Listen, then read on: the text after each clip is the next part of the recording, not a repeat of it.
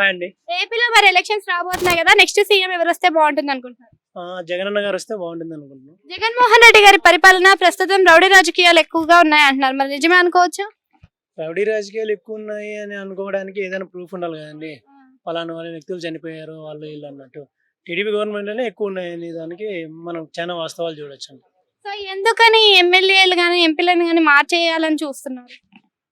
ఎమ్మెల్యేలు ఎంపీలు అంటే వాళ్ళ స్వార్థ ప్రయోజనాల కోసమో లేకుంటే లైక్ ప్రజలకు అందుబాటులో లేకపోవడం వల్ల వాళ్ళకి ఇంటర్నల్ గా సర్వేలు జరుగుతుంటాయి. ఆ సర్వేల ప్రకారం వాళ్ళు మార్చుతున్నారు. మార్పు మంచిదే కదండి. సో ఇప్పుడు సొంత చెల్లైన షర్మిలానే వ్యతిరేకత చూపిస్తుంది, అలా వ్యతిరేకత చూపించడం పైన మీ అభిప్రాయం? అది వ్యక్తిగత కారణాల వల్ల ఇప్పుడు ఎక్కడైనా సభలో చెప్పినాడు ఆ వ్యక్తిగతంగా జగన్ గారిని దూషిస్తుంది, నాకు అన్యాయం చేసిండు, నాకు సాక్షిలో భాగం ఉంది అని అంటుంది. కానీ రాష్ట్ర ప్రయోజనాలు కోసం ఎక్కడ చెప్పట్లేదు కదండి. అదే కాంగ్రెస్ విడగొట్టడం వల్ల ఇంత పెద్ద హైదరాబాద్ మేము కోల్పోయాం. అంటే దాని వల్ల ఏదైనా ఇప్పుడు మన వైసీపీ ఓట్లు ఏమైనా చీల్తాయి అనుకోవచ్చు? డెఫినెట్ గా ఉంటది. బట్ ఒక 1% అట్లా చీలవచ్చు. ఎందుకంటే రెబల్ ఎమ్మెల్యేస్ అంతా వాళ్ళతో ఉండొచ్చు.